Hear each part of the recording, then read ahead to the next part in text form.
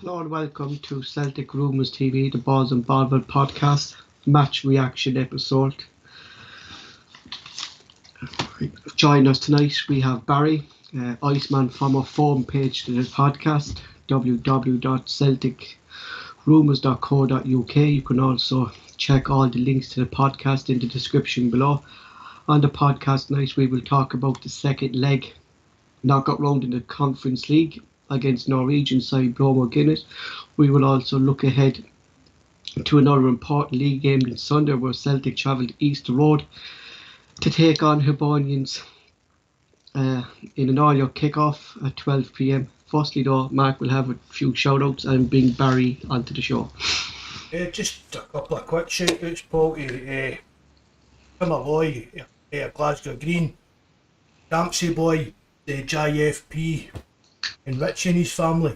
Just a couple of quick ones before we get out. And Bobby, I see Bobby the Jabber and the Bobby and the Jabber job. Is there a double act for you, Paul? I see you in the live chat there. So thanks for joining us again, lads. I'll go and get Barry on, Paul. So Celtic manager Ange landed changes to his Celtic's lineup for the second leg, trying to turn around the 3-1 deficit from the first leg in Glasgow.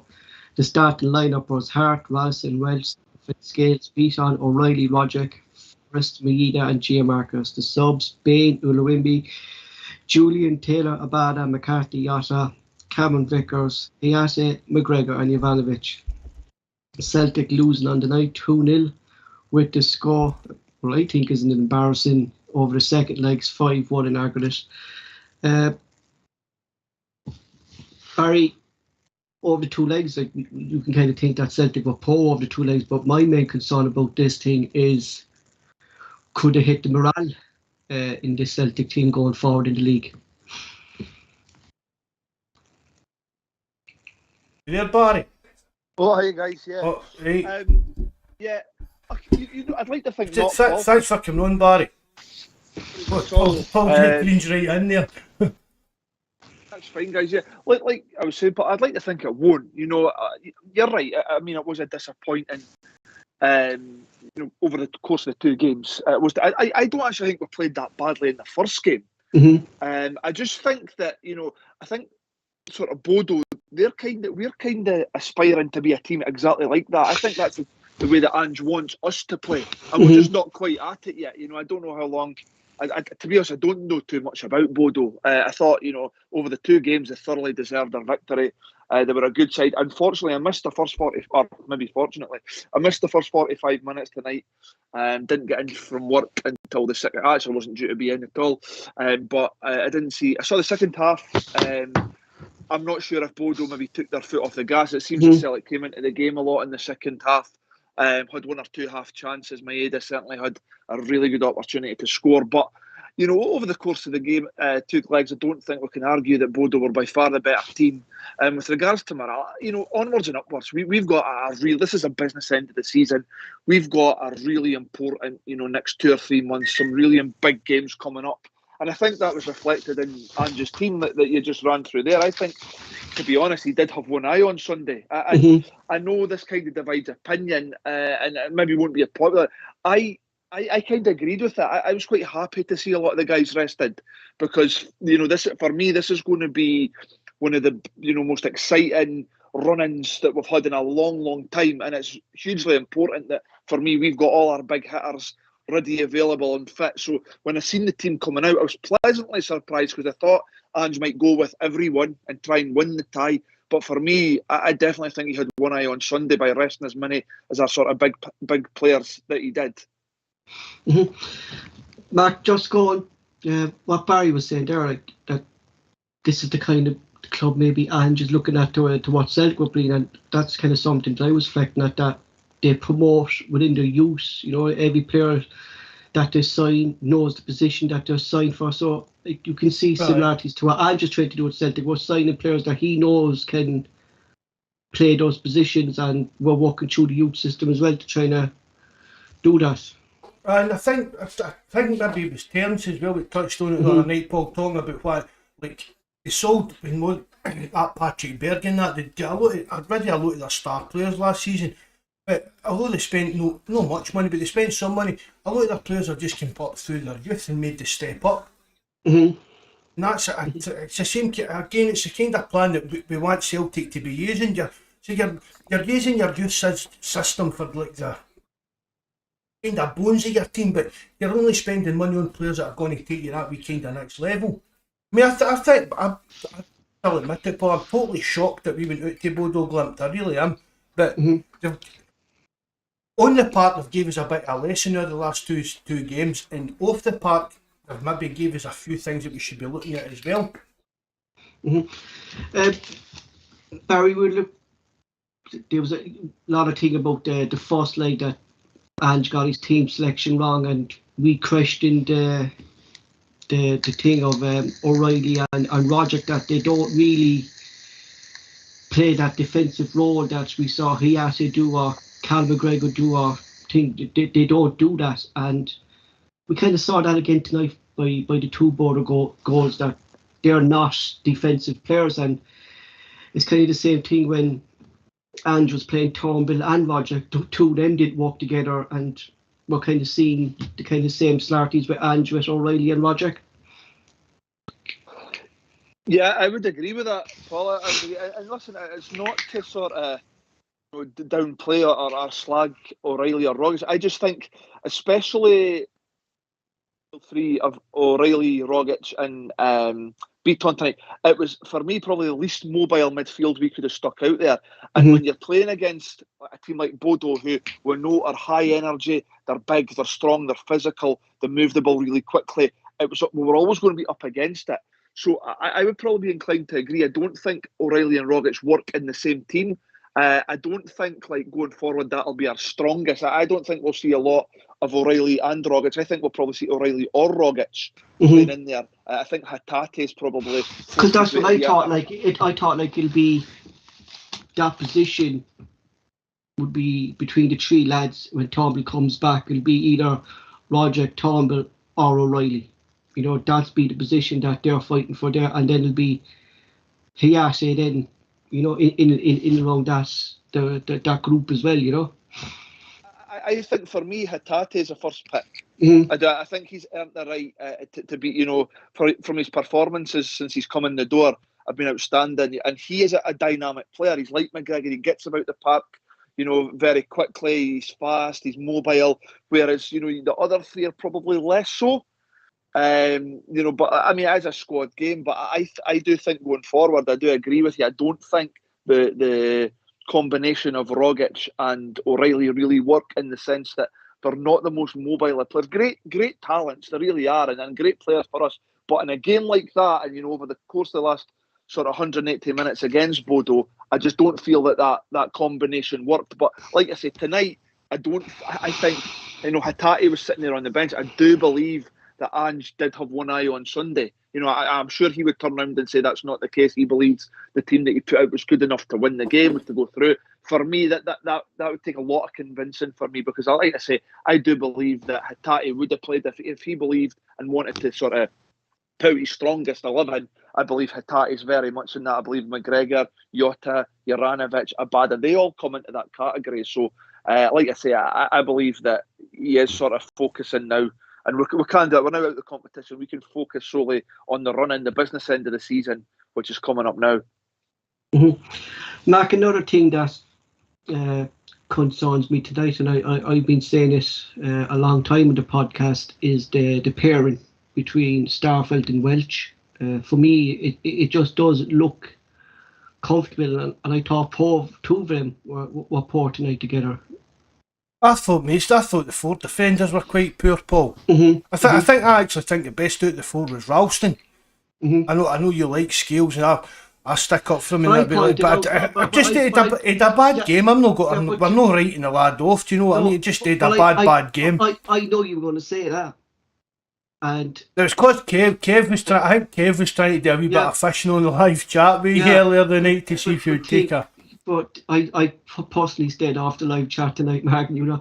But I knew that this issue with Scales was coming up. But when you look at Scales, throughout the whole game, he had to come off the left-hand side to come central all the time during that game. The reason because O'Reilly wasn't tracking back any time, and Scales was constantly dragged in centre. And if you look at the goals, Scales is dragged in centre.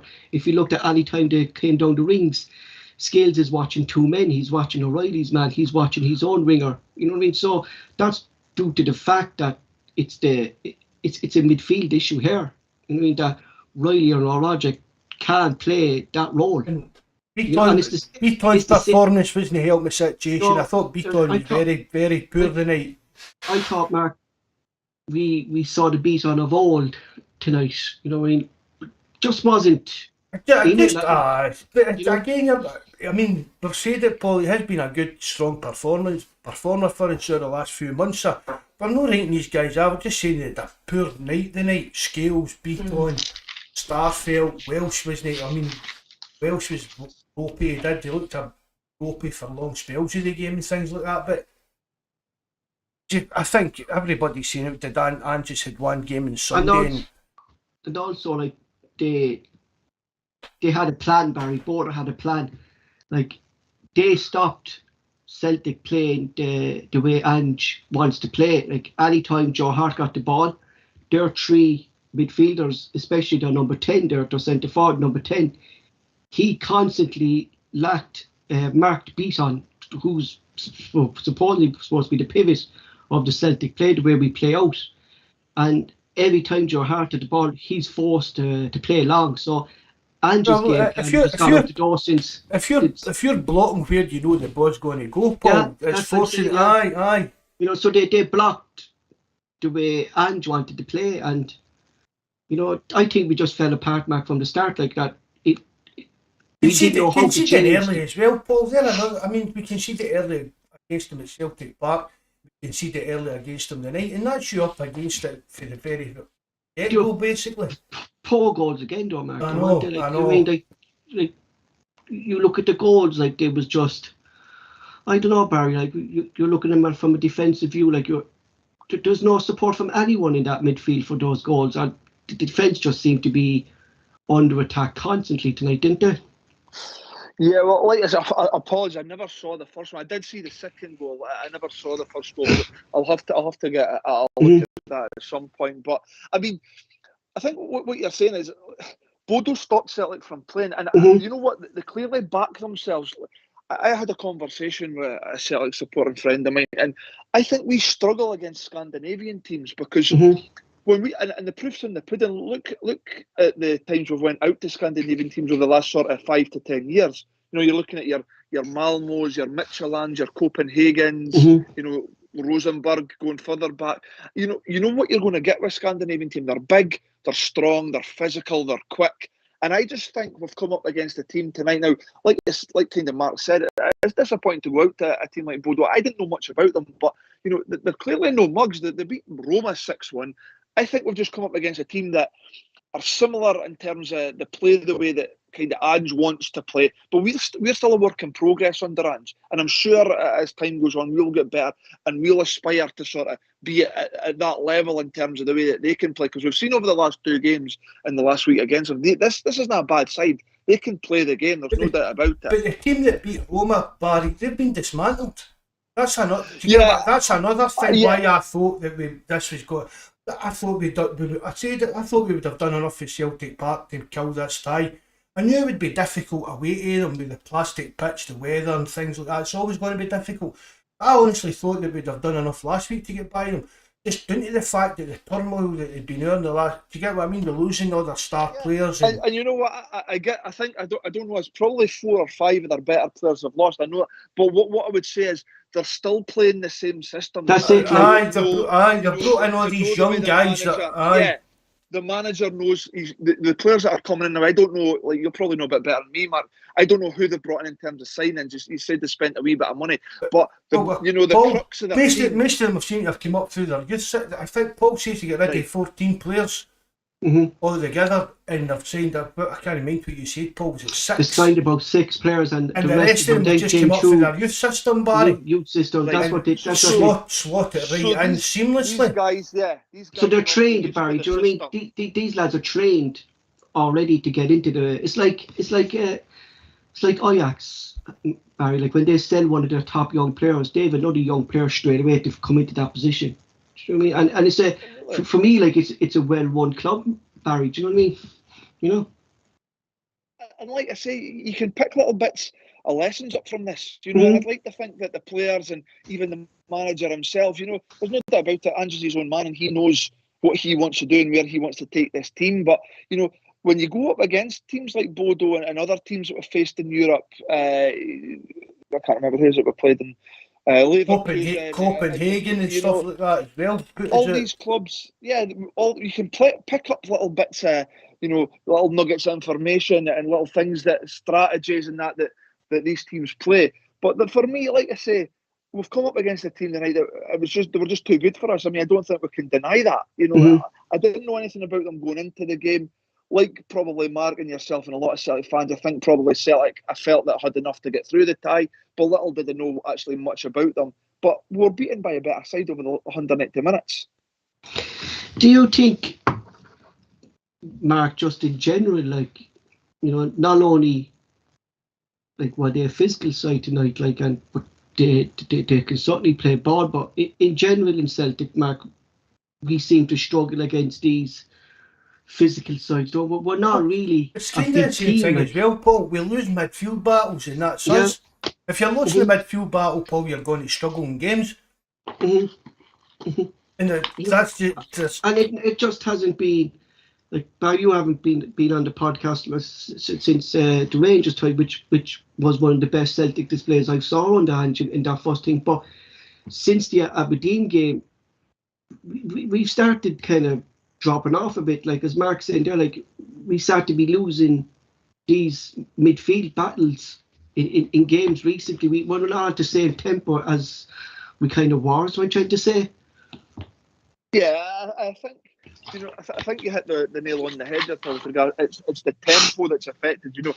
When you're right, when I was last on when we played the Rangers, it was probably the best. Well, not probably, without doubt, the best performance of the season. We're just at it for that whole first 45 minutes. And like I say, forget about the second 45. We'd earned the right to sort of take our foot off the gas. But I think against Aberdeen, I thought we started well up at Pittodrie and we got ourselves a 2-goal lead, but there is that wee bit of sort of lingering doubt that's kind of set in terms of the set piece goals that we keep on losing. There's always, but I mean, that's football for me. That's football. We can't. I mean, I was at the game on Sunday against Dundee, and I thought it was kind of flat performance. We controlled the game, but I felt like the tempo was flat. I felt like the crowd were a bit flat.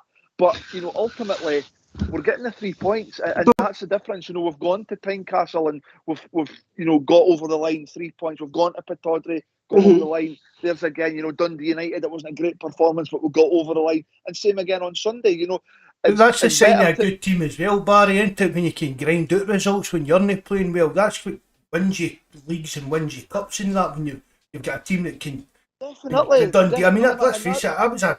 Even in Dundee, I was away with JFP on Sunday, so I didn't see any of the game, but we're keeping up with on phones and that, and it's a bad. It was 2 each, and they were on. No, what if we just draw this, especially after Rangers drawing, blah blah blah. But we came away with 3 points, and see, come the end of the season, that could be the vital 3 points for the championship, and nobody will mind how poor we played in that game and things like that, isn't it?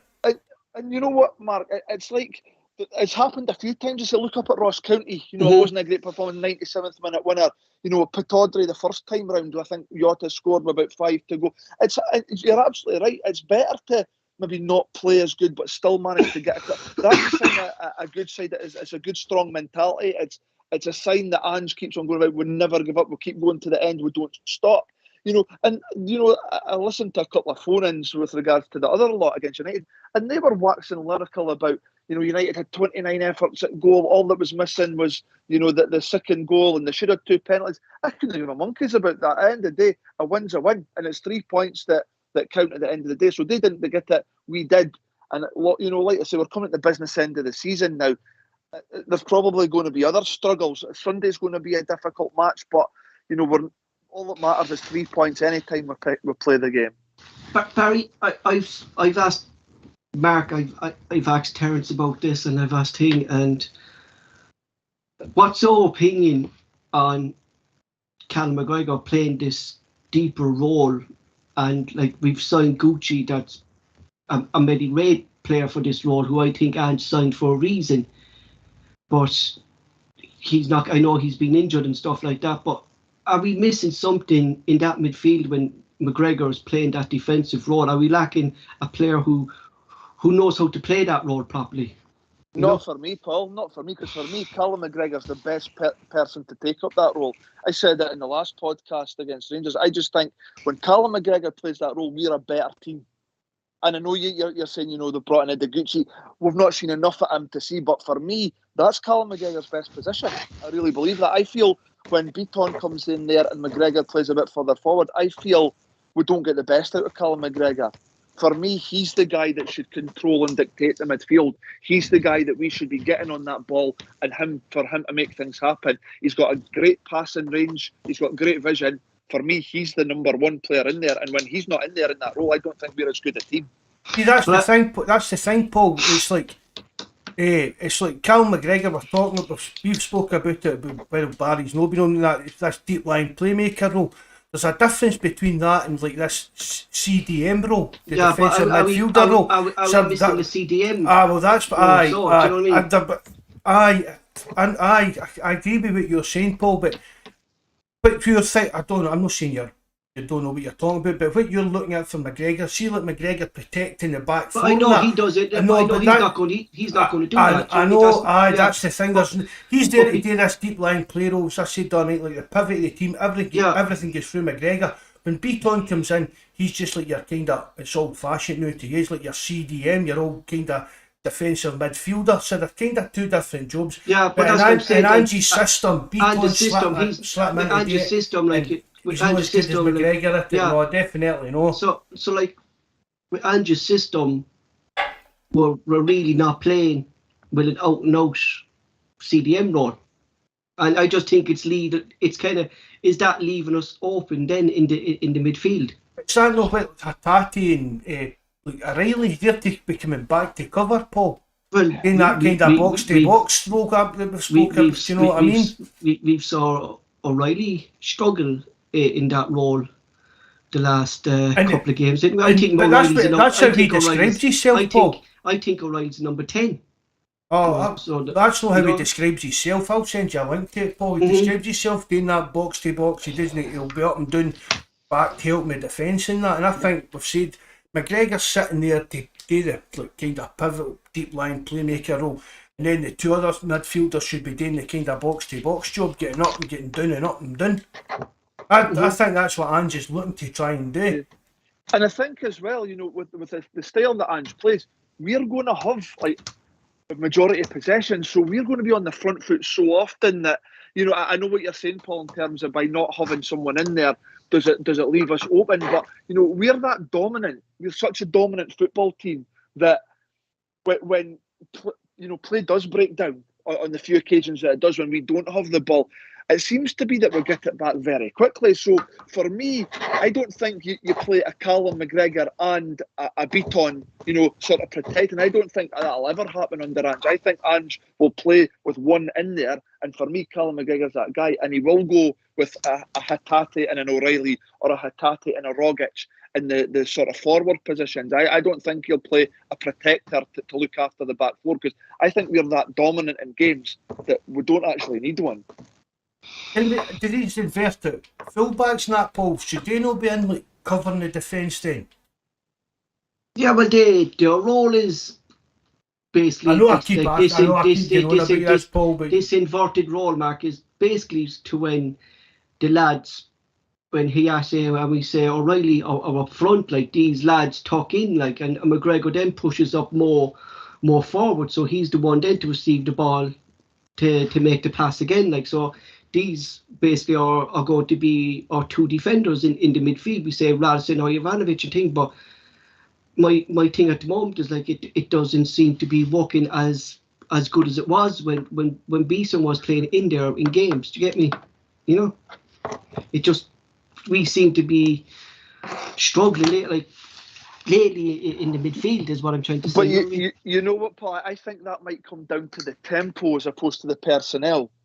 Mhm. Because like when we spoke about the tempo that we played at when we But played that's what I'm against saying. Rangers, Like it was with phenomenal. Celtic are playing the fast tempo.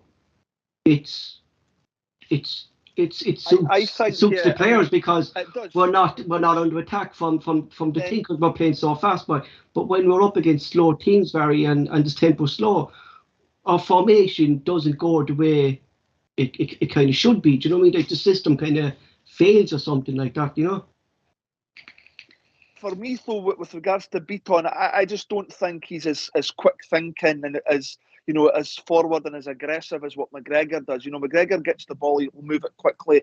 I think Beaton, I'm not slagging the guy off, but I think he's more a reserved sort of player. I think he can control the midfield, but he does do a lot of sort of backwards and sidewards passing. For me, McGregor, he's a lot more. But this is what we need him in there. But that's for a comparison. Beaton's more like your Neil Lennon type of player. McGregor's maybe more like your Paul Lambert, Barry. But Gucci You know what, Paul? would be different. Is different to Beaton. Like Gucci is. Well, we've not really seen enough of it. Well, but that's what I'm saying. No, like, you have. But I know you've seen a lot. Like, You've watched a lot. I know that. But what I'm trying to say is like Mark and. He was in the squad for the night. Why have we signed? No, he's not. He's eligible for.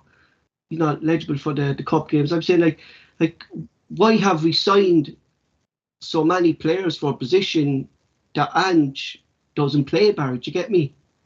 Well, you know something, Paul. My thought behind it is we all know the sort of the tempo and the aggressive pace that Ange wants to play it. And as we've seen as the season's gone on, we've kind of done that up to about the 60-minute mark, and then we've tailed off. I think that the recruitment drive, especially in January, it was so you get guys like maybe McGregor who can go in and play I think that pace Gucci in is your going to be Yotas his and things like that. So basically, when we can ring the changes come the 60-minute mark, when the performance levels are maybe dipping slightly, these guys can come on and take that on for the last half hour. I believe that's why we've brought the recruitment guys in. When Terence was on the show with us, Mark, he made a good point about the Motherwell game, that the players were kind of tired in the second half, and Ange brought on the subs early in the second half, and the tempo kind of stayed the same. So I'm actually thinking, like, is Gucci maybe the second man behind Cal McGregor? That if Cal McGregor needs to rest or needs to, Gucci comes on because he's a fast passer. Like, he do the same job as Cal McGregor, keep the ball moving fast, Barry. Like you're saying, that Beaton is slower, McCarthy might be a bit slow, but maybe Ange sees that these lads aren't that player that he wants, and is this the reason he kind of signed Gucci? How would the midfield of McGregor, Gucci and Hatate play together, do you think? Well, I'd like to see it, Mark, because I think Gucci will be the fella sitting back. Do you know what I mean? Do you know what I mean? Maybe no, Paul. Maybe just putting Hatate and Gucci doing the box to box jobs. No. Then who's McGregor going to play then? He can't do that, you see, Mark, because his lack of pace, and that was the main downfall for him, was his lack of pace. But when the fella, Mark, what's his name? The fella Dan Olvitz, is this? That fella, that's good. He said that because of the way Ange plays, his lack of pace wouldn't be affected because the inverted fullbacks come in Denmark. Do you get me? So they kind of cover his lack of pace. I mean, he's not a fast. So you know what, Paul? But you're not going to drop McGregor for him, Paul. No, but that's what I'm saying. Like, is he the replacement for McGregor? Like, if McGregor needs rested, maybe he's the one to come in. I'm not convinced that Ideguchi is like a slow player at all. And I know it was, and I read the same report as you, Paul, that they mentioned about his lack of pace. I've seen him getting up around the box, yeah. Was it Ray he played, and he seemed to be able to get about the park against Alloa before his injury. He seemed to be all over. He's fast, like, and he's a fast ball player, Barry. He moves the ball fast, like, you know what I mean? Paul, but I read the same report as you. The guy saying that his lack of pace and this could prove a problem, but I've not seen that so far. But I do actually agree with you. I think he could complement McGregor in terms of come in and replace him if need be. If Cal McGregor picks up an injury, I do think a fit Ideguchi would be his replacement over a Beaton. It just so happens that he's picked up that injury, first or second game, a nasty one against Alloa, and that stopped him from sort of kicking on. And Beaton's had the minutes that he's never got. But I do actually believe, I agree with you. I think that Ideguchi would be a like-for-like replacement for McGregor in that sort of central midfield role. Another player that we spoke to you about him. You said he's might struggle this season to get in the team, and look, he seems to be getting a few minutes lately, but he seems to kind of have struggled. James Forrest, what do you think the future holds for him at Celtic at the moment, Barry? You know what? And I had a conversation actually just at full time very quickly before I came on here, just with another pal of mine. He just doesn't offer anything now. I just don't see I don't know what's happened to Forrest. The Forrest that we know, he was positive, he was direct, he would run at full backs, he'd go inside, he'd go outside, he'd get you the goal. I just don't see it from him at all now. He literally, I don't want to use the phrase, but he's a bit of a waste of a jersey just now. He's not providing any sort of positive thing to the team. And you look on the other side of Bodo. Look at Bodo. He came on there the second creating half. Chances, crossing and getting the ball into the box, Barry, and everything. Yeah, he had a couple of opportunities. He had a couple of efforts at goal. He was unlucky, certainly with one of them near the end there. And Forrest just kind of stood out there and offered next to nothing. So the way it's going, I said it on the last podcast after the Rangers game. I really hope that Jamesy might kick on and really come out his shell like he has in the past. The more I see him, the less likely I think it is to happen. I think he's going to struggle now. I really do. Because even Mark, when Obada came on and he shifted over to the right, and it was just switched off. He moved off to the left, and he just I can't remember the last time I saw him. I can't remember a player. Mark. I can't tell you the last time I gave him a pass mark in a game. I think what Barry said there, Mark, I think he could be sold at the end of the season, Mark. He's a high wage player, and I don't know if he'd be sold, maybe, Paulie, maybe be moved on, but do you think if Hibs came in for him, Sean Maloney, because Sean Maloney knows what he is and playing him afford them, but Paul, wages and stuff. So really, if he was going to be getting sold at that, Paul, it'd probably be down to. I don't even think any of the lower league pub league teams would take up on him. I think that in the champion. No, I agree. But that chance is well gone for him. You're talking he'd be down in the championship at the very best, I reckon, Paul. You think of it now. Young Dembele now, Mark, is he's fit. He's played a cold scheme the other day, and I thought he was very impressive. And he's 19 only. Was it yesterday? I think he was 19. I seen that. And he's still to sign a new contract. Barry, I'd give him game time now instead of in Forest and see what Dembele can do. And if he's good enough, try to get it to sign. Well, something, Paul, there's a lot of guys chapping on the door now, isn't there? Because we're seeing, obviously, like you say, there's Dembele who's got himself back fit after some really bad injury in pre-season. But you've also got, like we've spoken about previously, you've got guys like Ben Doak now that are chapping on the door. You've got Owen Moffat. Interest for him is he's talking to Manchester City agents. Doak. Is it?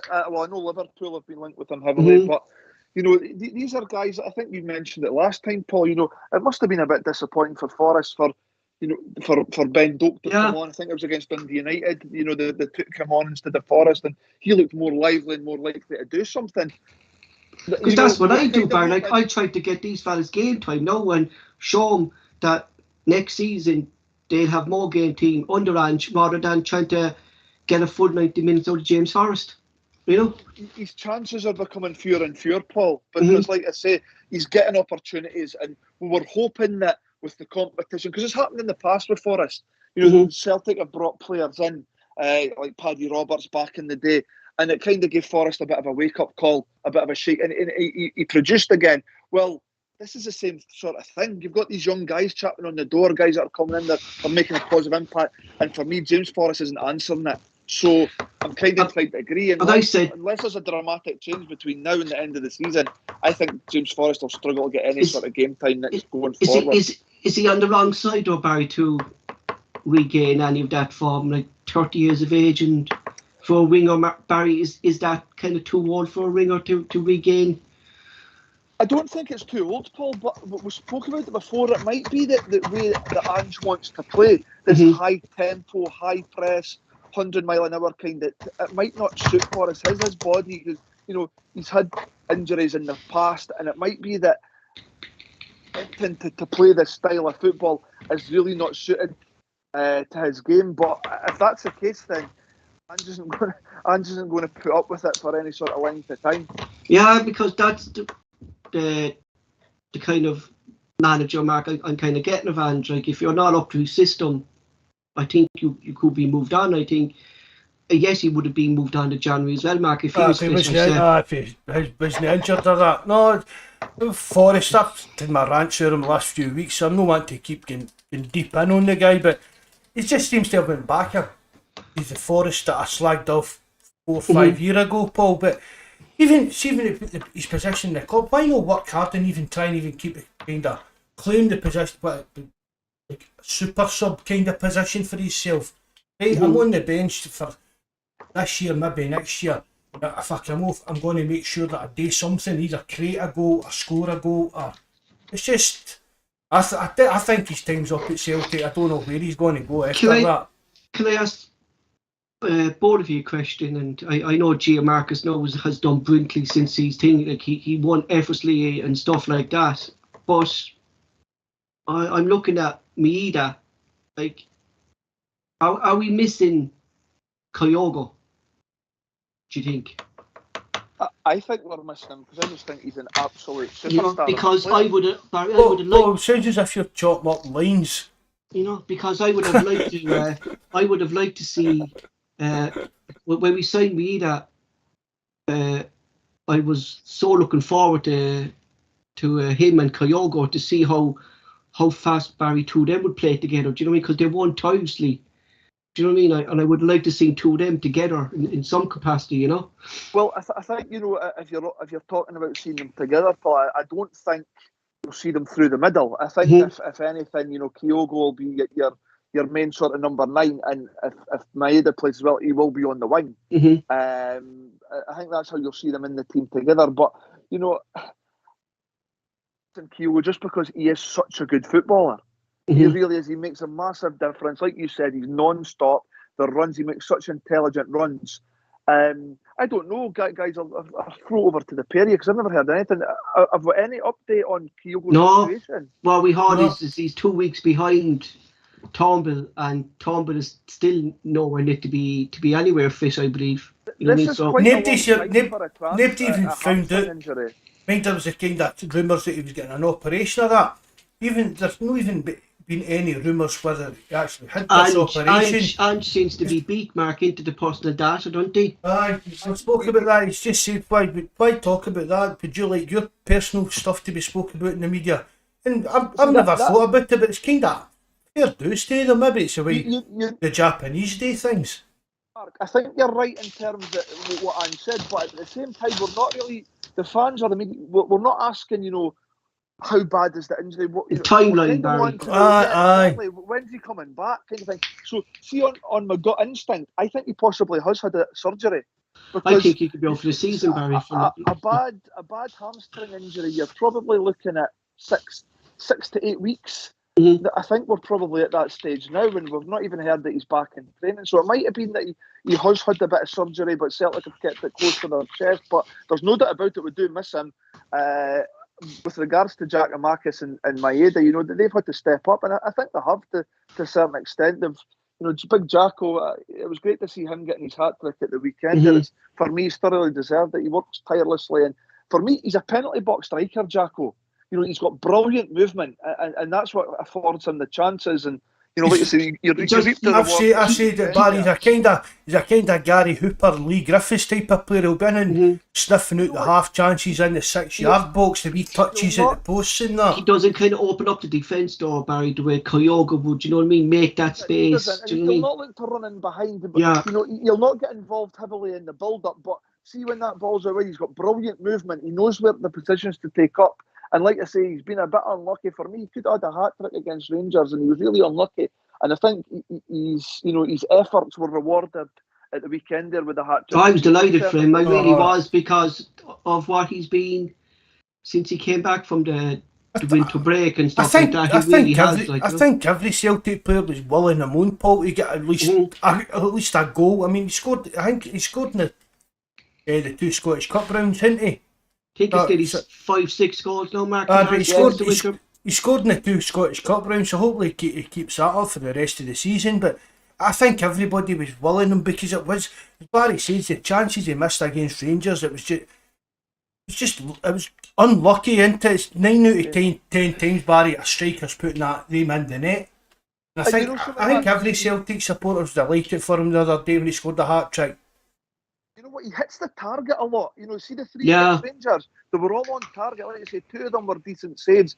The other one got a bit lucky, McGregor. He made a great run, got contact on it, and it hit McGregor's leg and then up into his arms. But it's not like he's smashing them over the bar, he's screwing them wide. He's hitting the target with the majority of his chances. But like Mark says, the others, his efforts, the work rate that he puts in, the way he presses and the way he harries defenders, he deserves the goals, and thankfully he got them at the weekend. That'll do his confidence a world of good.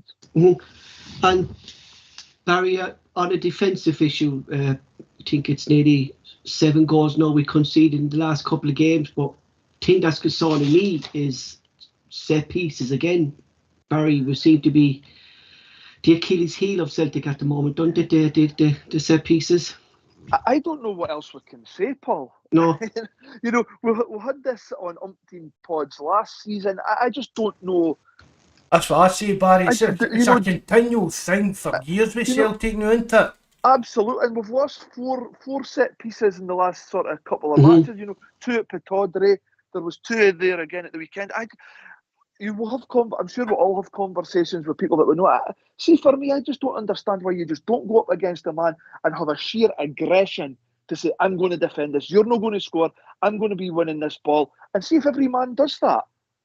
Surely it would reap a better outcome than what we are getting just now. Because see, just now, I watched, the second set piece. I watched it the weekend. I was behind that goal. And I had a wee look to see exactly how the team's set up. And they're not really interested in the man. It seems to be that, right, I'm defending here, this is my area to defend. Too concerned that there's not a person. And as Sterling says, Space has never scored a goal, Barry. I'd go with a bit of grass has never scored a goal. As you say, what is the point of standing there marking a bit of ground? Especially when we're not the biggest team either, Barry. Do you know what I mean? Like, they already have advantage of... A lot of teams would have advantage over Celtic anyway. Do you know what I mean? It's difficult, Paul, to have a conversation about this because it happens week in, week out. Yeah. We really struggle at set pieces. And like you say, we're not the biggest of team, but at the same time, you can make life difficult for players. You can be aggressive, you can jostle with them, you can make it difficult, but we don't seem to do that. Guy, the second goal, the first one, I don't even want to speak about. You've got Hatate pulling his socks up and O'Reilly with his back to the ball, and the guy just sweeps it in unopposed. And then the second one, the guy must be about 6'5". He's pretty much got a free header. Header's in the bottom corner. So it's difficult to know what, how the team or what the manager says this is the way we're going to defend set pieces. Because time and time again, we're losing goals.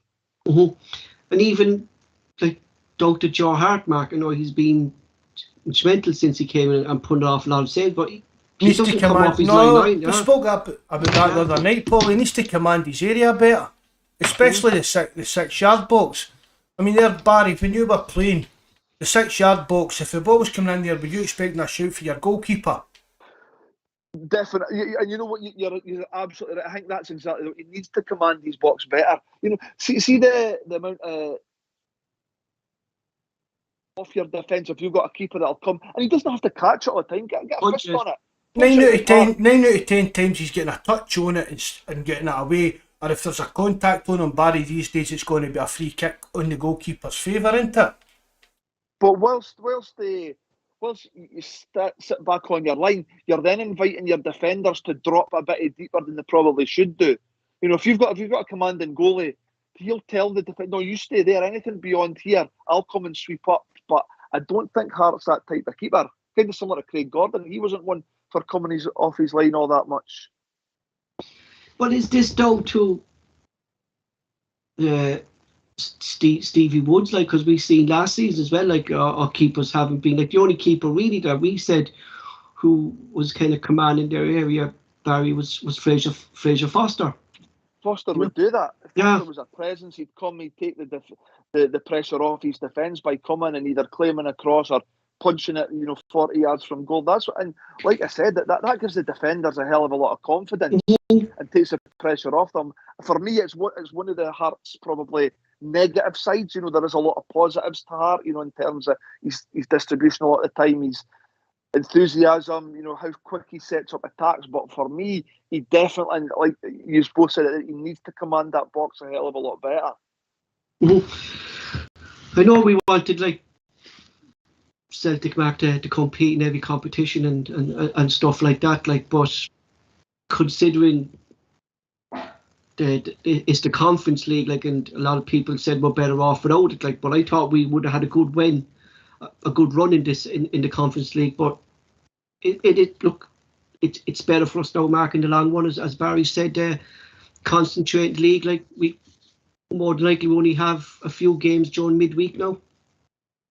Oh, it's easy to say that because I've been parked out really into it, Paul, but we all wanted. But I would have wanted us, Mark. I'm a Celtic fan, Mark, who wants Celtic to compete in every competition. That's what I'm saying. I mean, as I said, Paul, all of that, when I was going on in the forum about how I thought we'd have killed this game last week, everybody was going on about it, and I said, well, a few days before that, we were talking about who we could play in the final if we had the chance to go all the way, how we'd like to play Leicester in the next round and all that stuff. So it's just, we've went out and that's it, Paul. Just now we're looking at it, the league's more important. But obviously I'd have liked Celtic to go. I would have. I thought as far as they can on anything, Paul. I thought this would have been great for Ange Barry in his first season to get a good run in Europe.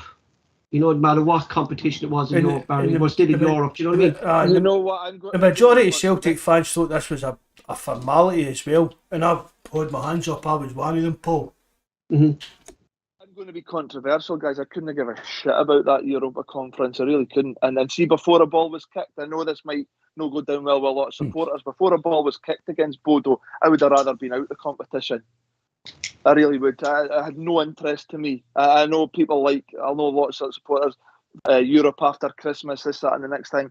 For me, it had no significance. We were out the Champions League qualifier, out the Europa League, into this conference. It's just a farce as far as I'm concerned. Do you think I was glad to see the back of the competition. Do you think, like, considering how a lot of managers kind of didn't really get the Conference League, like Brendan Rodgers came out and said he didn't really know what it was about.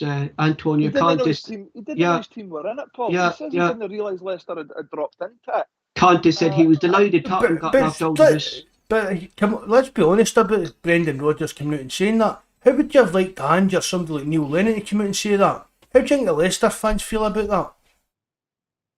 Mm-hmm. You know what I mean? Rodgers coming out and saying, do you think it last, though, Matt? Do you think this Conference League would last, though?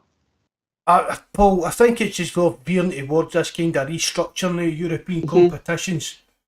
I think that's what it was. I think UEFA's trying to pump their money down, which a lot of the teams that UEFA probably didn't expect to see, like teams like Celtic or Leicester maybe falling into it, Paul. Mm-hmm. You get what I mean? I think this was just them trying to offer scraps to even smaller, so-called smaller clubs in our kind of level. But I think, I can remember the UEFA Cup. The Cup Winners' Cup, wasn't it? The UEFA Cup, the Cup Winners' Cup and things like that. And it's just another one of these kind of things they're trying to do to restructure, to make teams basically offer smaller clubs and smaller teams more money. Give them a wee bit of the scraps off the table off of UEFA. I think it's just going to come towards these kind of setting up at different levels of Super Leagues and that eventually, Paul. Look, we'll move on from the Conference League, of course. Celtic have another big game coming up at the weekend. An early kick-off Sunday at 12 o'clock. Celtic travel east the road to face Hibs. Suppose we have a good record against Hibs this season, Mark, and they seem to be having kind of found their feet under Sean Maloney, I think, Mark, have they?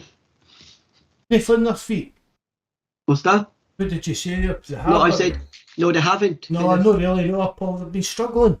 I don't know really for what reason, whatever. But everybody kind of thought that Maloney would have maybe all these fancy new ideas, and I think I've read some stuff in that, Paul, that maybe take a bit of time because it is need a restructuring of the full club that they're trying to do and things like that. But for the way they're playing the new, I don't really see them having much Celtic much trouble on Sunday. They've only won one of the last 5 games. Barry, 6 changes to the lineup tonight. Like, can you see those 6 players coming in, being taken out? The likes of Welch, Scales, Yeah, I think Forrest and all these stuff. I think you'll see everybody back in the starting line. I think you'll see Juranovic, Jota, McGregor, Hatate. All these guys will come back in. Like we've said, it's a big match.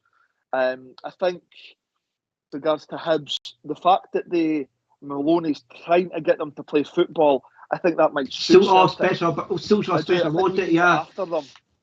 They'll open up the space, Barry, for us there. Yeah. Well, something. With all due respect to Hibs, to play the way that Maloney's got to play, you've got to have really good players, and players who are exceptionally comfortable on the ball. Very good with their distribution. I don't think they do have that as much as they'll try to practice it. So I'd like to think if they do try and build and play from the back, if we can get after them, they will make mistakes and we can take advantage of that. But like Mark says, we're a better team than Hibs. So for me, the running, there's not going to be any easy games. I'm sure there's going to be ups and downs, but the most important thing, regardless of what happened, is we'll get the 3 points. My main thing, Mark, for Sunday is the tempo. The tempo has to be right from the start on Sunday. Set the pace of the game, and I don't think Hibs would be able to handle. It'd be like Rangers, Mark. They won't be able to handle Celtic if we have a high tempo game. The very first whistle, Paul, get straight on, get straight into them. Yeah, Don't let them settle. Don't give them a minute in the ball. Things like that. What's your thoughts on all these rotation between players? Like, is that maybe affecting the tempo, Barry? That he keeps chopping and changing. That there seems to be, like Terence was saying, like he has a first team of 6 players and he picks from those 16 players, like they're kind of be his top team, that he doesn't really have a set 11, bar a few players, in my opinion, Hart, Starfelt, Vickers and McGregor. The rest then seem to be changed all the time, maybe. Do you think that maybe affects the tempo of the team, Barry, that the chopping and changing all the time coming in? I think he's kind of mentioned that himself, but I think Anne just kind of says it can have maybe a slight disruption. I wouldn't like to think it does, to be like as in a massive impact. Like you say, if you've got a core of players who will play 95% of the games barring injury, etc., then for me, these are the guys that are leaders and they dictate the play. So like a Callum McGregor, he'll dictate a tempo, a pace, he'll demand players around him. For me, there shouldn't be too much disruption in terms of the tempo if 1 or 2 players take the place of another couple of first team starters. But I think guys are both right. We need to just take the game by the scruff of the neck on Sunday. Really. Sorry, Barry, when you go, get you when you're finished. Really try and take control of the game, take it to them, build a lead. If we could get to a couple of goals, 2 or 3 goals ahead, then we really should look to kill the game, and it's another massive 3 points on Sunday. What would your first choice 11 now, Barry? Your first starting 11, who's available, do you know? So I would go with Hart in the goal. I'd go with Juranovic right back, Carter Vickers, Starfelt. I think I would go Taylor. My midfield would be McGregor, Hatate and O'Reilly.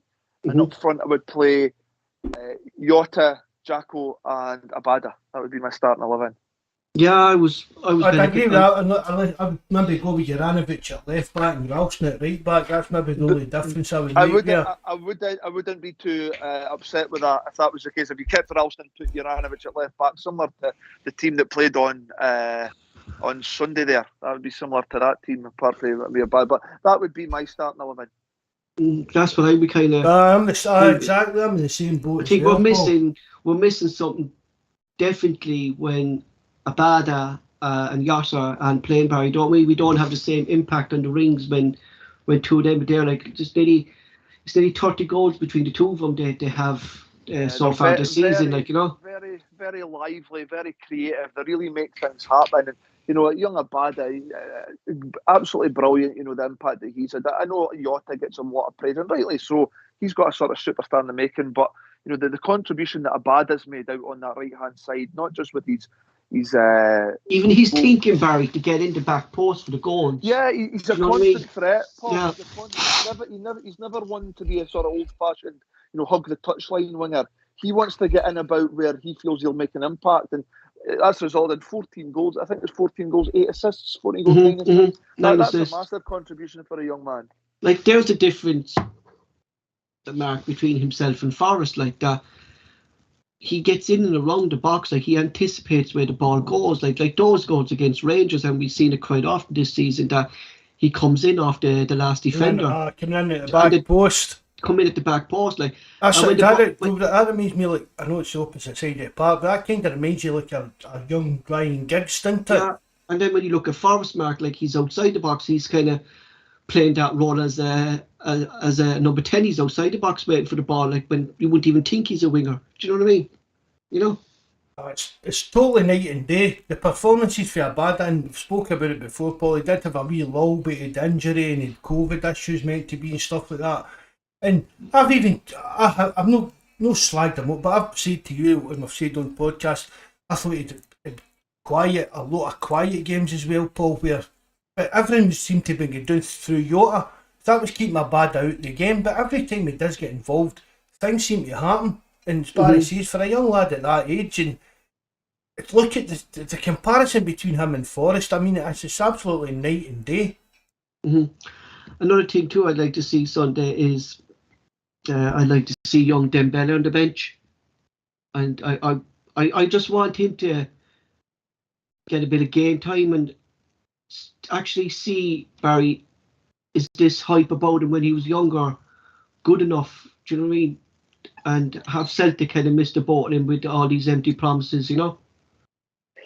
Well, you know, I'll be interesting, Paul, because like if the three of us are kind of correct in terms of our starting 11s, if it's not too, then you've got a hell of a lot of experience on the bench as well. You know, you've got guys like Maeda that could come in there and play the wing, as well as a few others.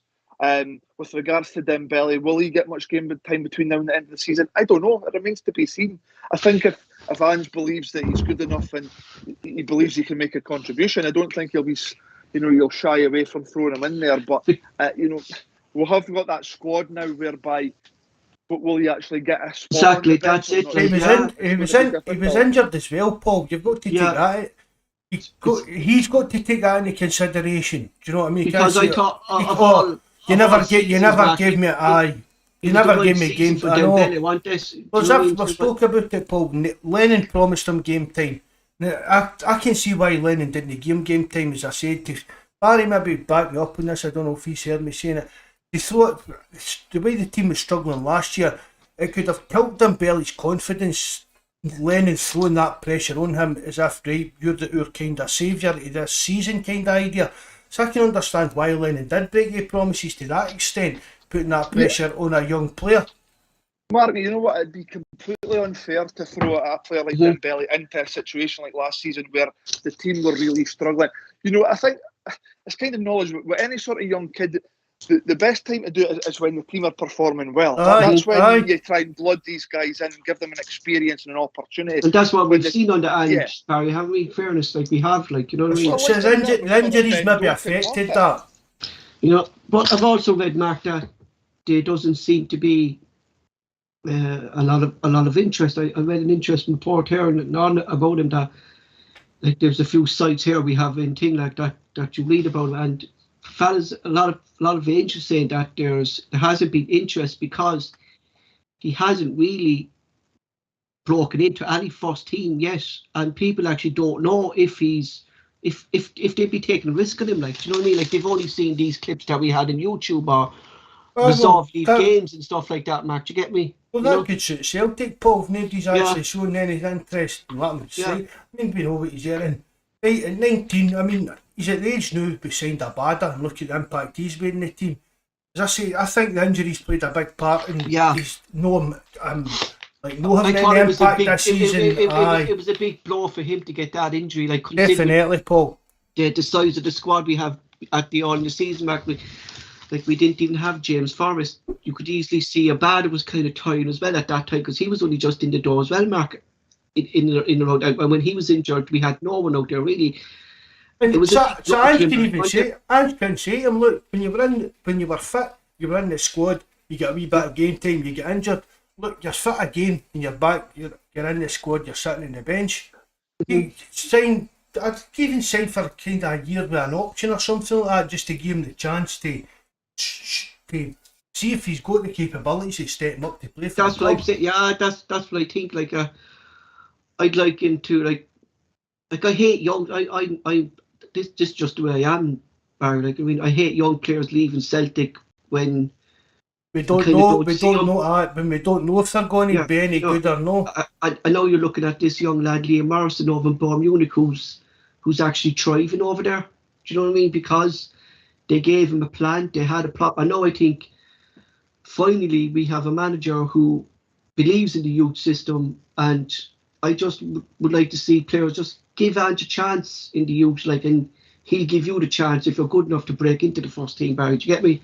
Well, definitely. And so I think as Celtic supporters, we've got confidence in the manager that he is going to give players. Look at Bodo. He just turned 16 at Christmas, and there he was made his debut. It was against Dundee United. So that proves to me that Ange is not scared to throw, and that's guy's just turned 16. So it's not like he's 18, 19 and he's been performing well and the youths and the B team. This is a guy. It's like doesn't matter what age you are, Barry. Don't do it, Ange. If you're good enough, you're good enough. That's the point I'm trying to make, Paul. It's like a 16-year-old kid. So I think, like I say, Celtic supporters, we've got the faith in the manager in that he will promote players that he feels deserving. And if Karamoko Dembele is producing, and like Mark says, he had a hellish injury. I think it was Bristol City, wasn't it? The pre-season. Yeah, the pre-season. A really bad injury. Shocking tackle for a pre-season, Barry. That time, wasn't it? Yeah, absolutely. I did watch that game. I think it finished 0-0. It was a really bad challenge, and it's kept him out for a good 6 to 9 months, I would say. But like Mark says, you're kind of hoping that he does enough between now and the end of the season for them to sit down and say, listen, things didn't go to plan this year due to your injury. Let's give you another year and let's see if we can, promote you. But then it's down to Dembele as well. He's going to need to step up to the plate because, like we've said, there's a lot of talent now in the Celtic squad. And there's a lot of young wingers. You've got Doak, you've got Moffat, you've got to throw Abada in there because Abada's the same age just about as Dembele. Exactly. So there's an onus on the player as well to really step up. And let's hope for everything, because if he does, then he's going to benefit and the club are going to benefit as well. I suppose too, Mark. I mean, just put Barry here before you start the next bit there, Paul. I mean, I'm still on Dembele. Right, well, see what we're saying, right? Show us what we can do, right? There's people behind the scenes that have raved about this lad for his any age. So we know that he's got, if he's progressed the way that everybody, even scouts, coaches and everything's raved about him kind of thing. So we know that there's a player in there. As Barry's saying, give him a year to, as he says, everything didn't go to plan last year, so he's another year of your career, see how it goes, and even if it doesn't work out at Celtic, I guarantee you'll leave Celtic a better player.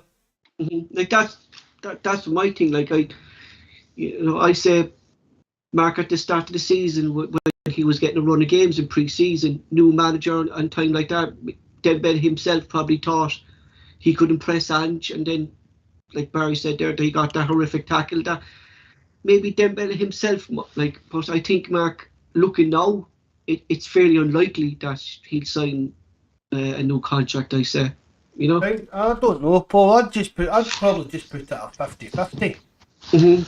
It's kind of like you kind of mentioned, Matt, and yourself, Paul, the fact that he's been out for the last 6-8 months, I'm not sure what it is, that might mean that there isn't as much interest as there potentially could have been in him. And like you say, that could work in Celtic's favour. It could benefit Celtic in the sense that,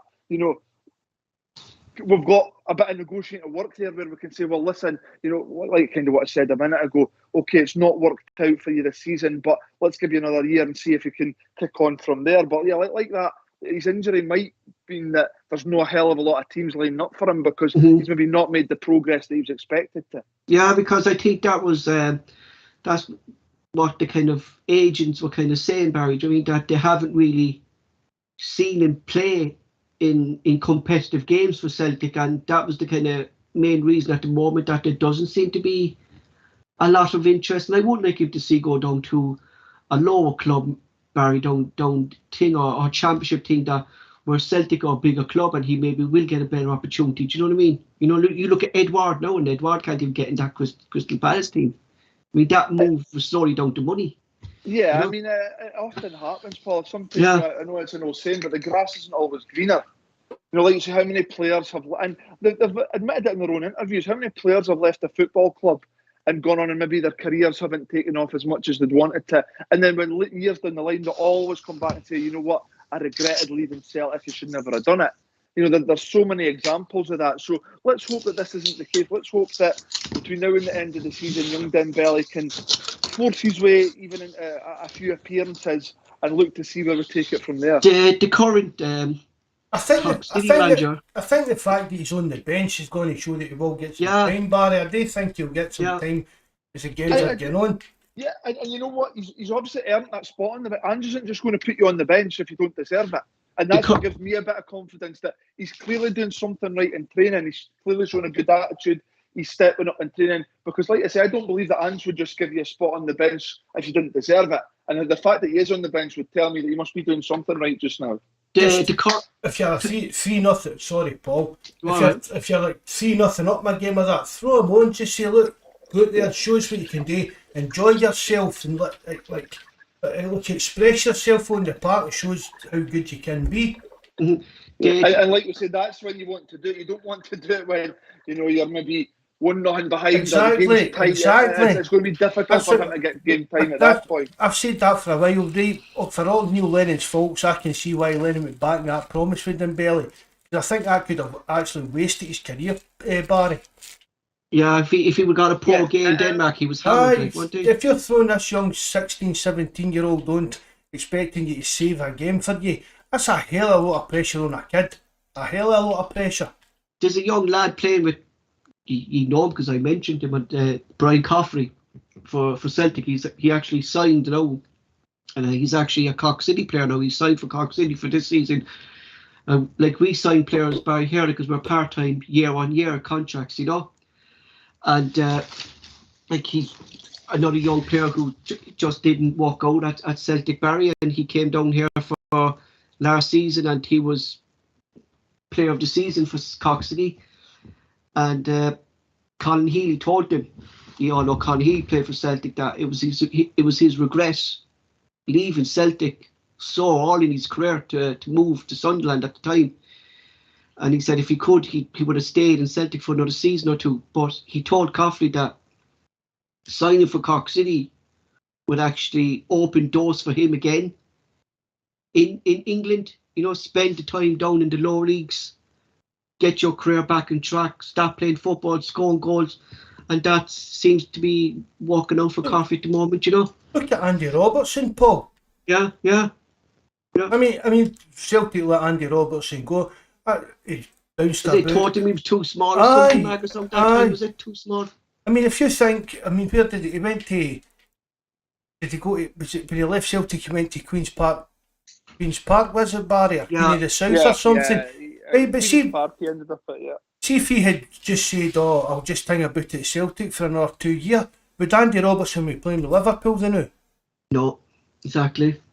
I keep saying it, and Barry backs up. You need to be out there playing games in that, Barry, even if it is like at reserve level, rather than these bounce games and friendlies and things like that. A lot of it will come down to your mental strength and mentality as well, because you do unfortunately see a lot of players that, not just at Celtic, they get released from any club and it takes a big dent in their confidence and think, nah, this isn't for me. But you get guys like, on the other hand, Andy Robertson, he thought, you know what, I do believe I'm good enough. I'm going to take this step back, I'm going to start again, and I'm going to show people. And he did look at, Queen's Park to then Dundee United, down to Hull, Liverpool. He's really took a different route. And like I said, a lot of that comes down to his mental strength and his attitude.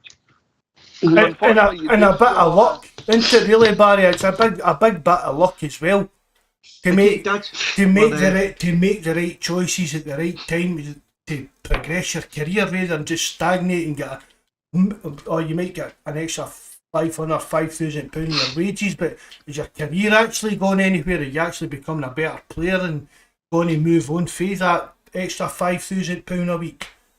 Mm-hmm. I think that's what Healy said to Coffey as well, Mark. Like, go take the step down. Do you know what I mean? Like, you know what? A bit closer to home. Look at Matt O'Reilly. Our coach, like Matt O'Reilly. Look what exactly, Barry. What he done? He had an opportunity to stay at Fulham, but he thought, no, you know what? He came away, less money. I know he was without a club for about 6 months. Less money, signed on at MK Dons because he wanted to play first team football. Exactly.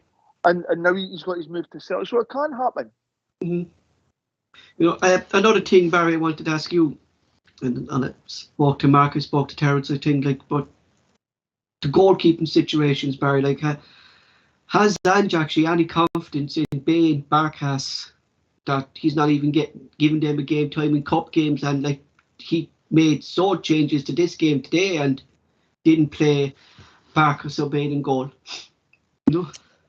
I mean, with regards to, you know what, Paul, it all depends on what a manager's preference. You know, okay, some managers do decide, well, you know, I'm going to play my backup goalie in the cup competitions. They've done it in the English Premiership. They do a lot in Spain. Managers done it in Scotland. You know, but some managers just might think, no, you know what, if my keeper's fit, he's going to play every game. Uh-huh. And it could be something as simple as that. With, you know, it's a strange one because I think just before the Christmas there, wasn't it? Or Boxing Day, sorry, it was Barkas played against St Johnstone. I think we're all a bit surprised to see him. He was close to going out the door, wasn't he, in January? So with regards to Barkas, I don't believe that he has a future at the club. Bain, you know, I think he signed a new contract, so it might be that he is going to be the backup goalkeeper. But with regards to him not getting game time in cup competitions or European, that doesn't really, I don't think that reflects on what Ange thinks of him as a goalkeeper. I think that's more just that Ange's preference is if Joe Hart's fit, he plays every game.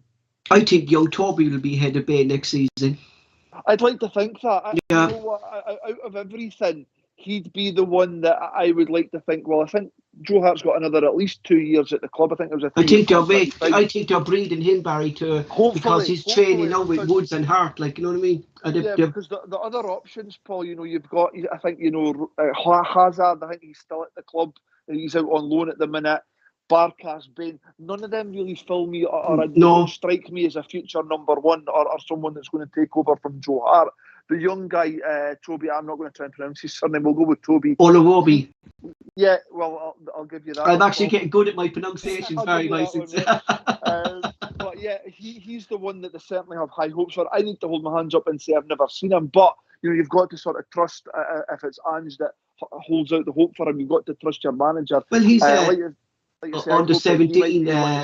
He's under 18s England international. England, yeah, he's down there. So, do you know what I mean? Imagine they have just to cut in, few young goalkeepers.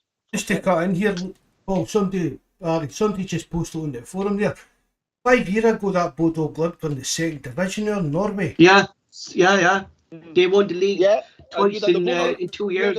That's right. They've only won the league twice, you know. So they must be doing something. That's some good. A lot has to be said for their coach as well, though, Barry. I say as well, don't they? He looks like a well-drilled coach. That he looks like a well-tanned coach, Paul. Yeah. So Aberdeen tried to inquire about him, didn't they? When they got rid of Stephen Glass, they made inquiries, but were quickly thrown out. So we caught that one, Barry, didn't we? Months ago with Stephen Glass, that wasn't going to work out. No, you know, I think. Just as a side note as well, Paul, it's a year ago the day for I registered on YouTube stuff and that. Today, is it? Aye, 24th of February. We didn't do a podcast, but if I started actually setting it up on YouTube and that. That's a year ago the day we actually got serious about doing this, bud. Jesus, man. Happy anniversary.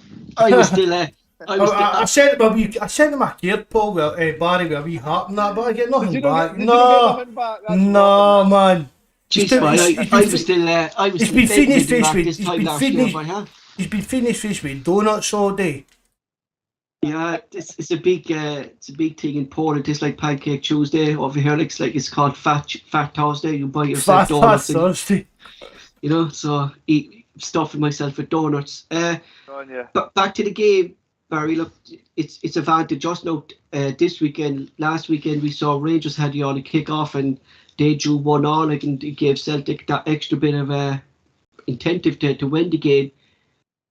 It's vitally important that Celtic keep up the pressure now and put, because I'm a big believer that we're seeing Rangers crumble under the pressure with Celtic at the moment.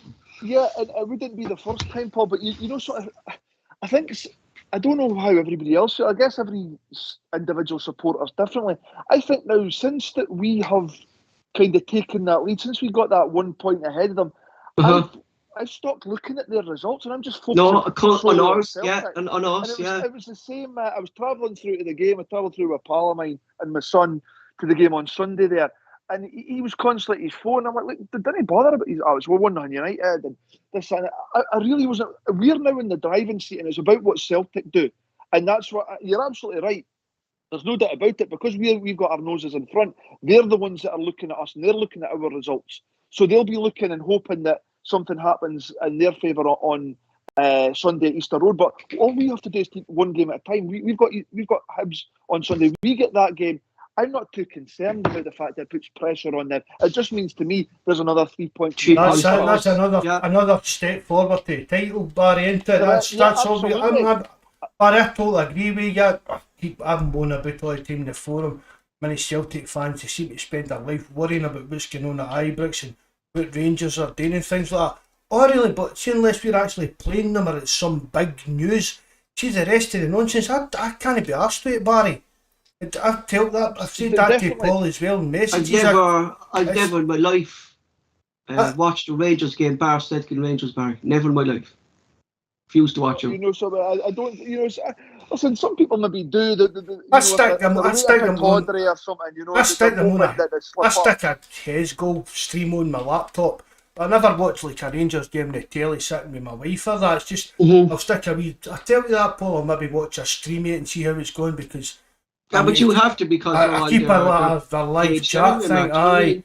I was on it earlier on, Paul, and they're saying they're expecting a cheeky bid for Dortmund for Ryan Kent in the summer.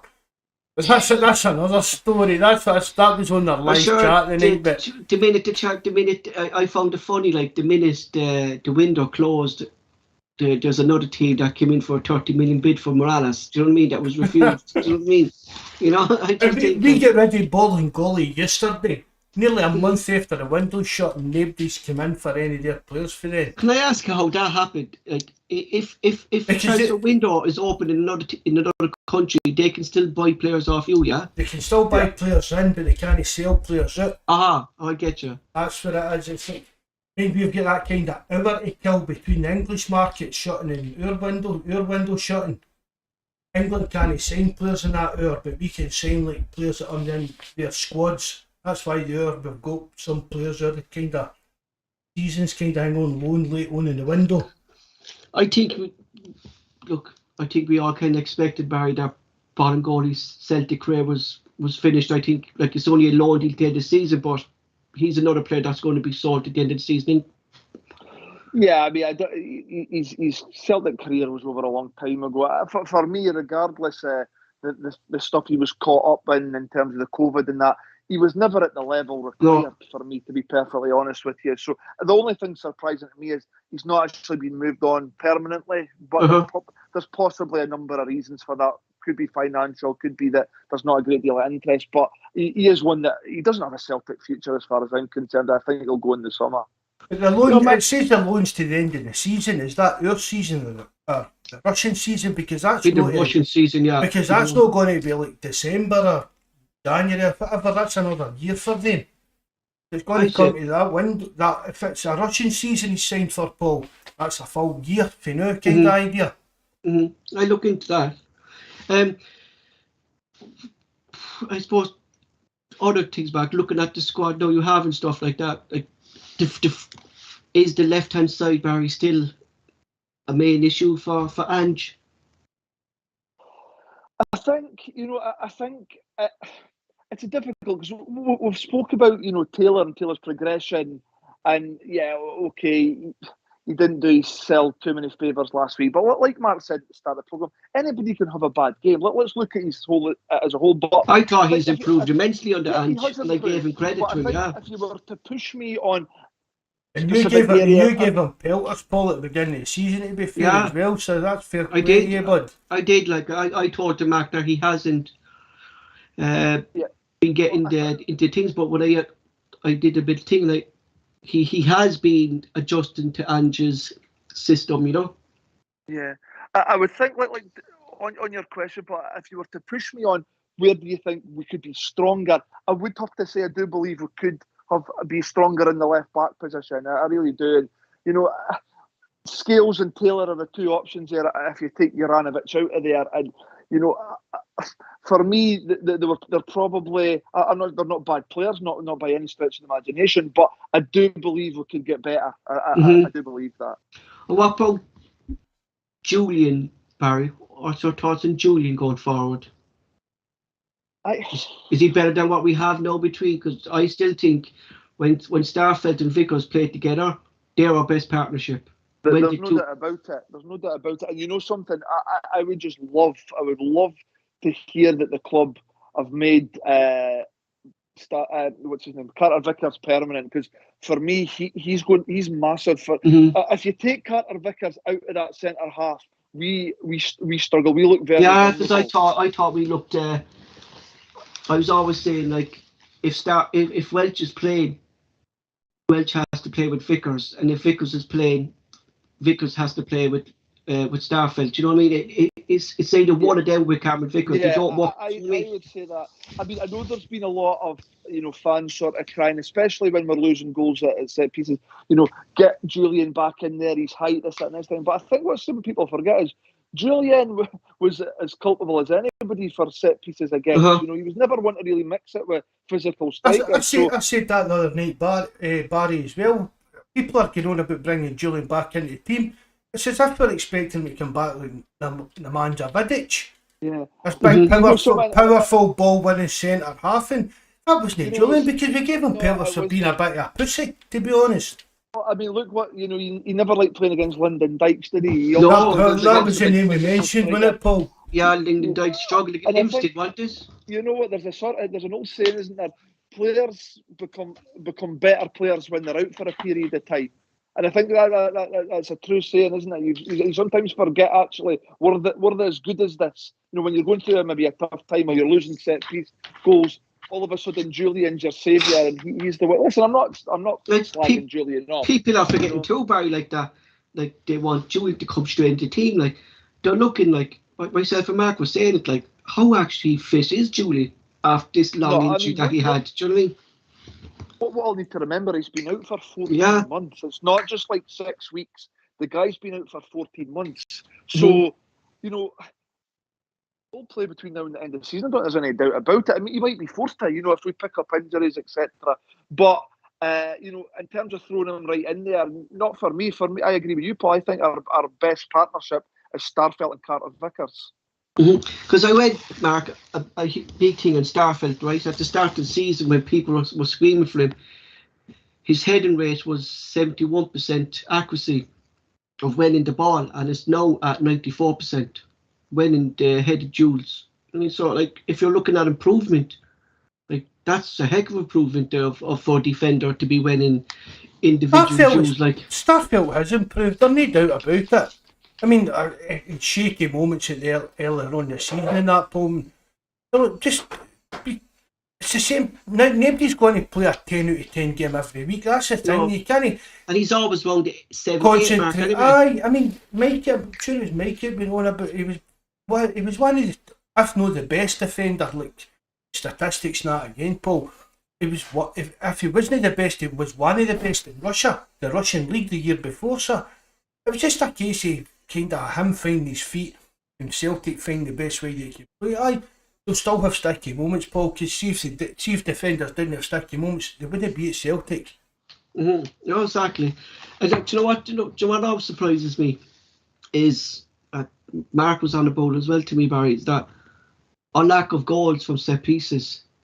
And I was looking through the internet today to actually find it, and I actually couldn't find it.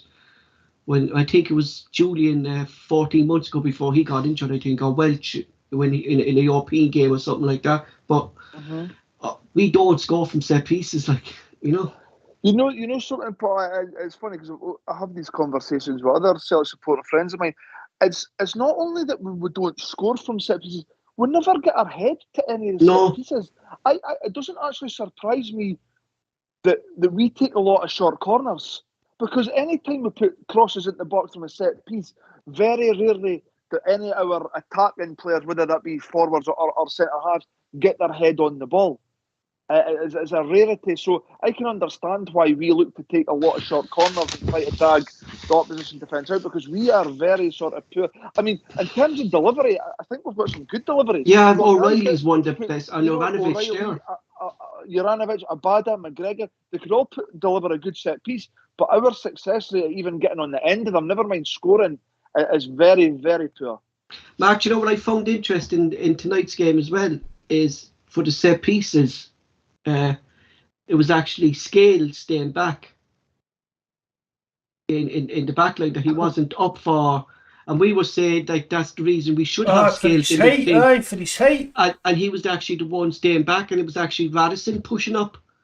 So Radisson was pushing up, and Scales was the one staying back then with Beaton. Do you know what I mean? And I found that very, very strange decision. Like, you know what I mean?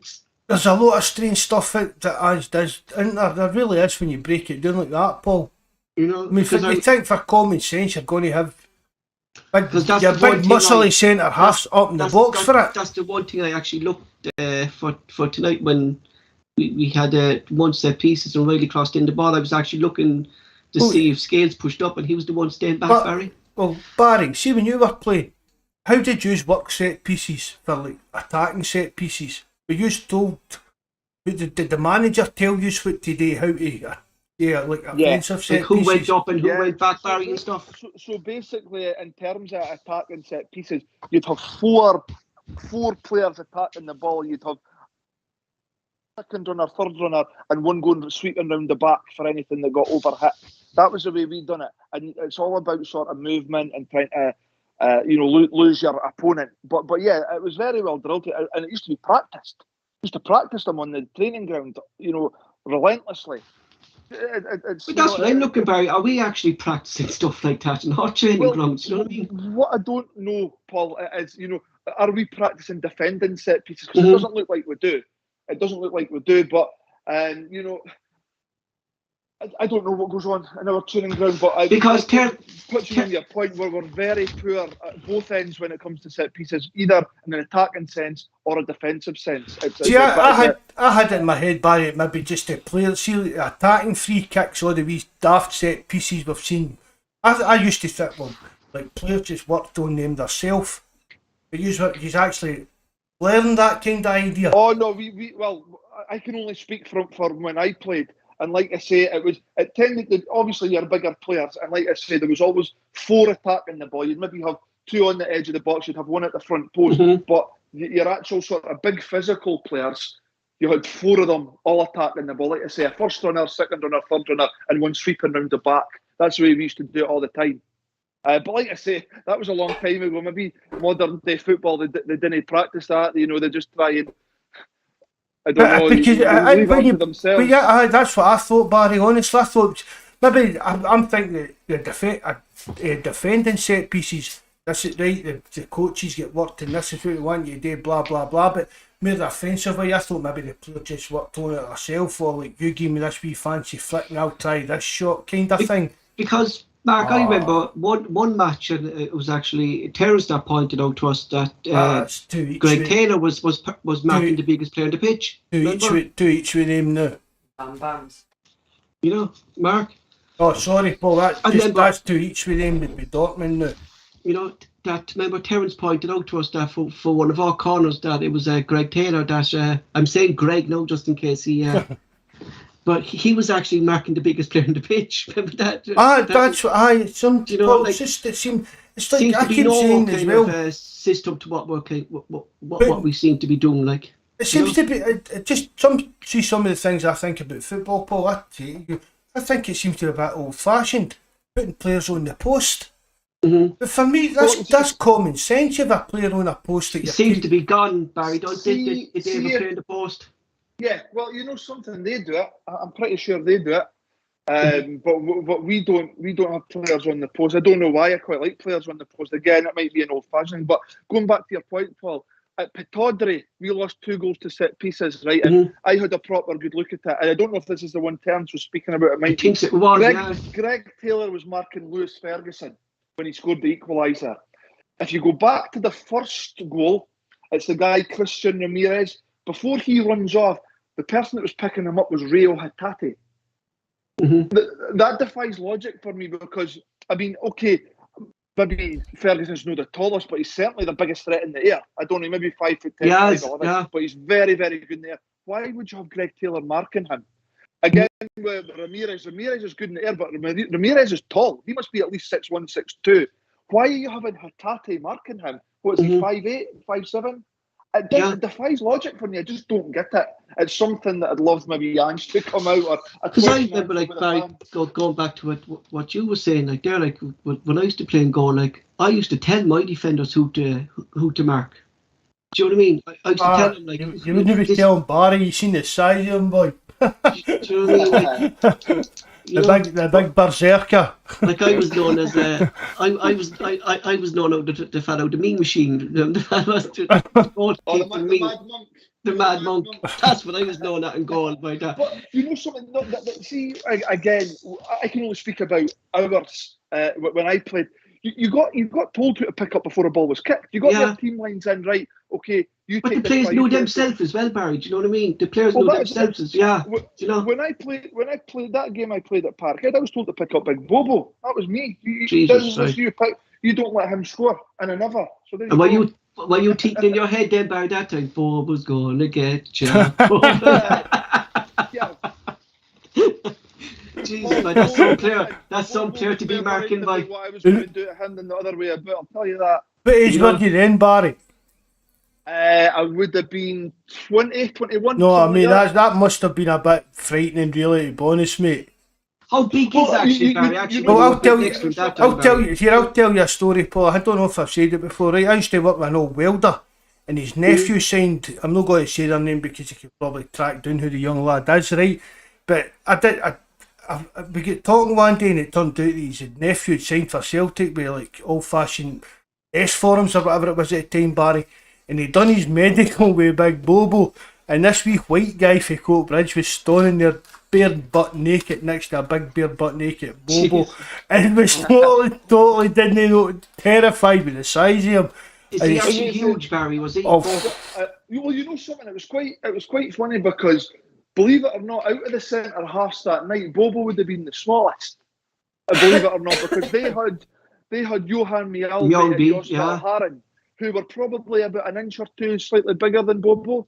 But you know what? It's just one of these things. I think I'm about 6'2" myself. Oh. So you just got to pick up. That was some back line there, right back in the day, wasn't it? Mjällby, Van Haren, and Bodo, wasn't it? I think it was. Is it Paul Lambert that used to say we used to win matches in the tunnel because they just used to look over and they'd see Sutton, Hartson, Baldy, Rab Douglas, Valharen. Stan Varga. These were all guys that were 6'4", and they were just so intimidating that I'm sure it was Paul Lambert that said it. He says we used to win games in the tunnel. He says we used to see the opposition looking over. We knew the game was done before. You don't see teams like that now, Barry, in the modern football. So you don't see big kind of physical team. You might have one or two players in it, but I think Bobo Glitz, the first team I saw in a long while, who were nearly over 6 foot, nearly every single player. Yeah. Again, that could be down to modern day football. But it's a lot more technical than it was back then, I think back then Martin O'Neill would have had a heart attack if he tried to get Bobo Baldy to play out from the back. His job was very simple. You win your headers, you win your tackles, you clear the ball. It's like people say, oh, what about Martin O'Neill for like a director of football role and things like that. It's been out for too long. Dinosaur material, really, to be fair to him. I mean, it's like a time and a place, isn't it, Barry? These tactics and things get outgrown with time, isn't it? Coming back into football? with It's under sevens. Masters or something like that. I seen it, wasn't it? It's a bit different That's from being it, a director of football for Celtic, but Paul. Oh, well, those. I know that, but I said I'm actually looking forward because I used to love that there with the Masters when that used to be on. Like that was seen all day. Like Jesus, like we had.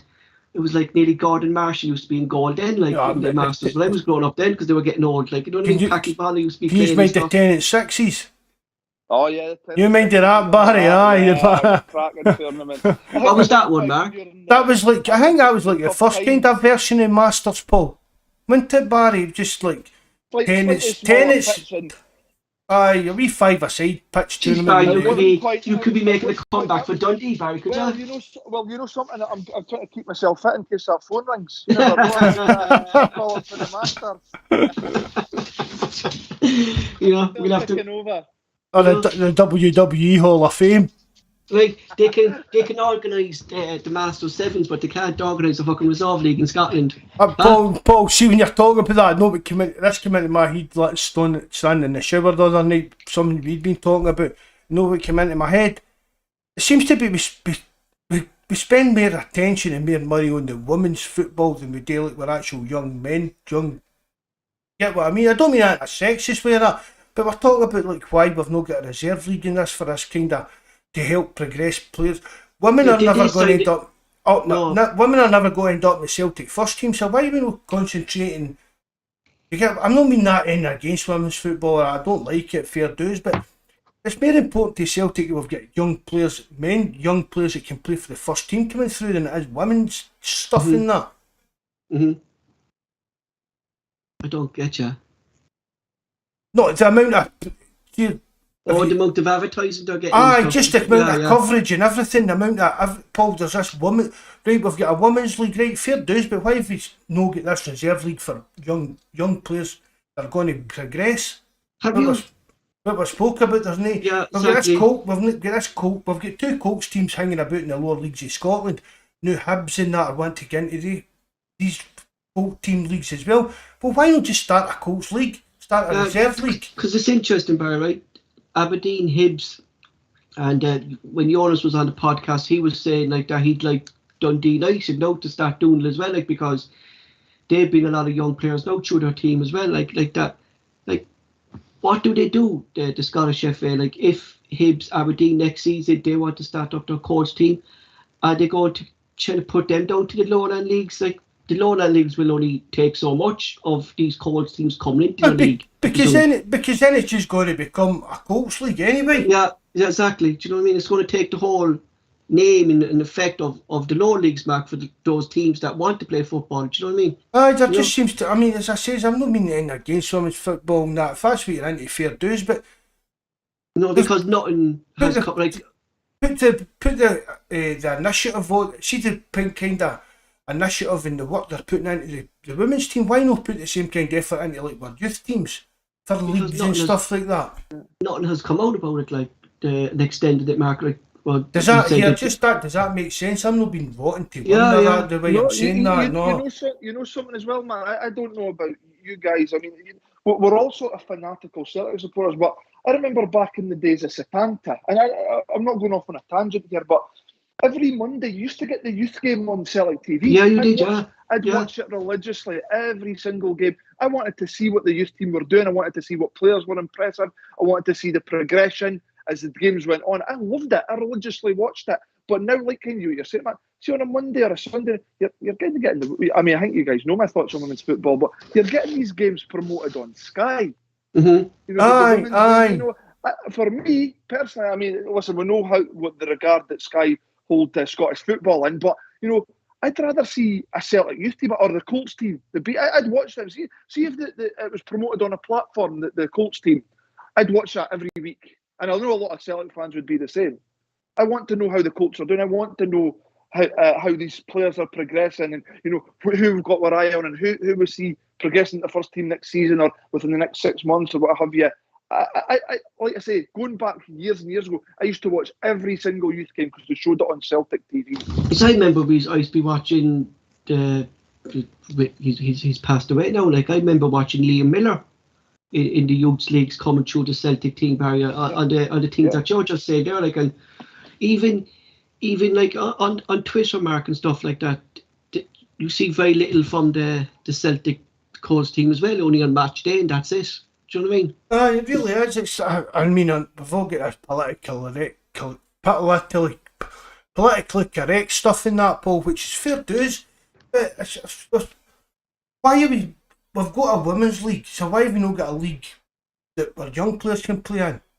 You know, because to me, that's more important, Paul, with the progression of what Celtic is, which is like the man's team for winning leagues in European and football and Scotland, stuff like and that. Scotland. But for me, it's a bit. It's not right the way the Because they're going to be back.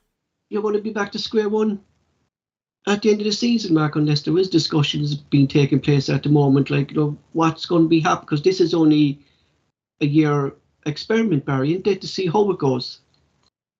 Is that what it is? Is it just Aye, Barry, that's it. Something's going on in the background then, because there's absolutely no point in being back to square one after a year. Surely some constructive talks have taken place or something with a view and a vision to taking the youth and the Colts forward. You'd like to think something like that's happening. We could see the benefits already this season with that, because with the injuries we had, like we saw young Owen Morfitt getting game time. The young Joey Dawson had to come in there, Barry, into a match. The fella Ben Dunk came in. Like, if we didn't have a coach league, like, these players would be match fit, and they wouldn't even have a chance to get that game time this season. Other days playing daft bounce games and friendlies and that, and that's Barry will say as well. You're only going to get better, Barry, playing hard games, even getting a wee bit of kicking in the park and knowing what it's going to be like being a professional player. Playing bounce games and friendlies has got to get you nowhere. You need to be playing competitive football, and that's where your fitness and everything. You're like, with all due respect, playing friendlies and bounce games, there's never the intensity and you know that's at the same level there is when the game's competitive, and that's how I think because there's nothing at all at stake, Barry. Even 3 points in a reserve league's better than a bounce game where nothing means anything. Well, that's, and something I think I said on my very first pod. I see the benefit of players going out on loan and getting competitive football. Definitely. Rather than playing in bounce games or what have you, you're actually better to go and play for a team. Play for an Airdrie or a Queen's Park, or if you want to step up a level, an Inverness, a Hamilton, something like that. Going and experience competitive football is invaluable for these young guys. I think that's it for tonight, lads. Thanks to Barry for joining us at short notice tonight. Thanks to the lads on the live chat. And when I say short notice, like, I think it only about 10 minutes before the game finished, I said that's when I texted. Well, something as well. He's dogging work. He's still talking work. I was supposed to be on till 10:30 tonight, but I was quiet enough that I managed to get away. So that's the dedication I put into turning up for a pod. You do, Barry. Thanks very much for coming on, Barry. Hail, no worries at all, guys. Pleasure as always. Mark will close the show. Thanks to you, Paul, again for everything, and Barry for coming on, and all the lads that joined us in the live chat for the game and came out and listened to us on YouTube. Thanks very much again. Remember, if you're not subscribed, please do it. Hit the like button, and if you know how, please leave a comment, because it helps the channel grow on YouTube. Hail, lads. Good night and God bless.